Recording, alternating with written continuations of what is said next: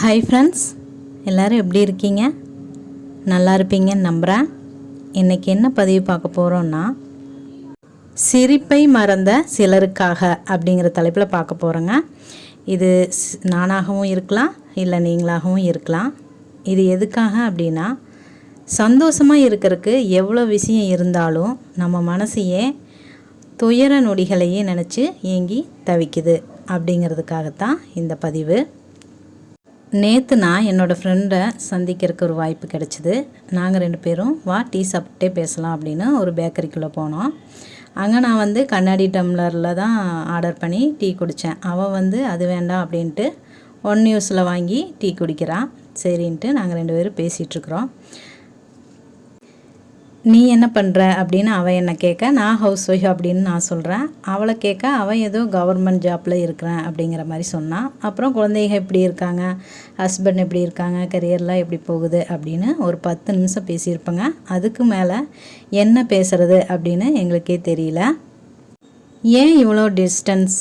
நாம் ஒன்றா படிக்கும்போது காரணமே இல்லைன்னா கூட மகிழ்ச்சியாகவும் சந்தோஷமாகவும் பேசுகிறதுக்கு எதுவுமே இல்லைனாலும் அவ்வளோ ஒரு மகிழ்ச்சியாகவும் அப்படி ஒரு என்ஜாய் பண்ணிகிட்டு இருந்தோம். ஆனால் இப்போ பக்கத்தில் இருக்கும்போது கூட அந்த மகிழ்ச்சியை அனுபவிக்க முடியல. அது ஏன் அப்படின்னு சொல்லி எனக்கு ஒரு யோசனை வந்துச்சு. அதுக்காகத்தான் இந்த பதிவு. நான் ஹவுஸ் ஒய்ஃபுங்கிறதுனாலையும் அவள் கவர்மெண்ட் ஜாப்பில் இருக்கா அப்படிங்கிறதுனாலையும் 2 பேர்த்துக்குள்ளேயும் ஒரு ஈகோ வந்துருச்சு அப்படின்னு தான் நான் நினைக்கிறேன். ஃப்ரெண்ட்ஸ் அப்படிங்கிறதையும் தாண்டி இந்த பதவி எங்களை பிரிச்சிருச்சு. அதை உணராமல் நாங்கள் 2 பேரும் ஃப்ரெண்ட்ஸ் அப்படிங்கிறதையும் மறந்துட்டு ரொம்ப நாளாக பார்க்காம இருந்து இன்றைக்கி தான் பார்க்குறோம் அப்படிங்கிற அந்த சந்தோஷத்தையும் இழந்துட்டு கடைசியில் பாய் சொல்லிவிட்டு வீட்டுக்கு வந்துட்டோங்க. வீட்டுக்கு வந்ததுக்கப்புறம்தான் எனக்கு ஒரு யோசனை தோணுச்சுங்க. 2 பேரும் ஆர்டர் பண்ணது டீ தான், 2 பேர்த்துக்கும் விருப்பமானது டீ தான். அது குடித்த விதம் தான் வேறு வேறு. நான் கண்ணாடி டம்ளரில் குடித்தேன், அவள் ஒன் யூஸ் டம்ளரில் குடித்தா.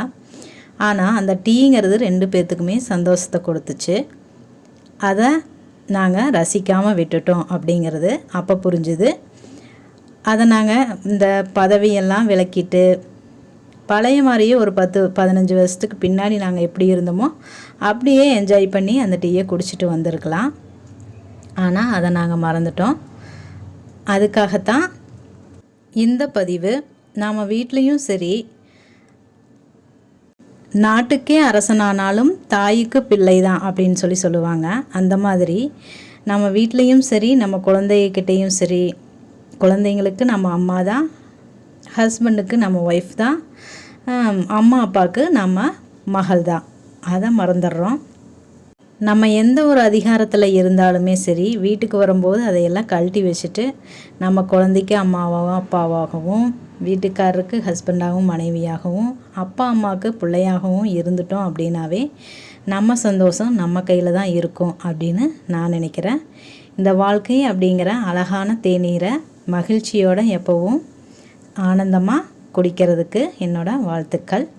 அப்புறம் நான் இப்போ சொன்னது ஒரு கற்பனை கதை தாங்க. இது நேற்று நான் படித்தது. அது அப்படியே உங்களுக்கு புரிகிற மாதிரி சொல்லணும் அப்படிங்கிறதுக்காக என்னோடய கற்பனையில் நான் சொன்னேன். ஆனால் இதுக்கு முன்னாடி இதெல்லாம் நடந்திருக்குது. இருந்தாலும் இது நேற்று நடக்கலை. அதை ஒரு கதையாகவே சொல்லிடலாம் அப்படிங்கிறதுக்காக கற்பனை வடிவத்தில் சொல்லியிருக்கிறேன். இது உங்களுக்கு பிடிச்சிருந்தது அப்படின்னா கமெண்டில் சொல்லுங்கள். இந்த மாதிரி நீங்களும் உங்கள் ஃப்ரெண்ட்ஸுக்கிட்ட இந்த மாதிரி அனுபவிச்சிருக்கிறீங்களா அப்படிங்கிறதையும் சொல்லுங்கள். ஆனால் நாம் நினைக்கிற மாதிரி எல்லாருமே நினைப்பாங்களா அப்படிங்கிறதும் எனக்கு தெரியல. ஆனால் நாம் முடிஞ்சளவு நம்ம குடும்பத்துக்கிட்டையாவது சந்தோஷமாக இருக்க முயற்சி பண்ணலாமே. நாம் ஏன் பழைய துயரங்கள், நமக்கு இல்லாத ஒரு பதவி, இல்லாத ஒரு கிடைக்காத ஒரு விஷயத்தை பற்றி ஏன் நாம் ஏங்கிட்டு நம்மக்கிட்ட இருக்கிற விஷயத்தை நாம் ஏன் தொலைக்கணும், நம்ம சிரிப்பை மறக்கணும்? அதுக்காகத்தான் இந்த பதிவு. கடைசியாக ஒரு விஷயங்க, உன் மனம் வலிக்கும்போது சிரி, பிறர் மனம் வலிக்கும்போது சிரிக்கவை. எந்த சூழ்நிலையில் இருந்தாலும் சிரிப்பை மட்டும் கைவிட்டுறாதீங்க. சிரிப்பு தான் எல்லாத்துக்குமே மருந்து. இது சிரிப்பை மறந்த சிலருக்காக என்னுடைய மகிழ்ச்சியான பதிவுங்க. இந்த பதிவை கேட்டுட்டு நீங்கள் எந்த வித துயரத்தில் இருந்தாலும் மீண்டு சிரித்து சந்தோஷமாக இருக்கணும் அப்படின்னு நான் ஆசைப்படுறேன். ஓகே ஃப்ரெண்ட்ஸ், இந்த பதிவு உங்களுக்கு பிடிச்சிருந்தது அப்படின்னா கமெண்ட் பண்ணுங்கள், லைக் பண்ணுங்கள். ஃப்ரெண்ட்ஸ் அண்ட் ஃபேமிலிக்கு ஷேர் பண்ணுங்கள். தேங்க்யூ.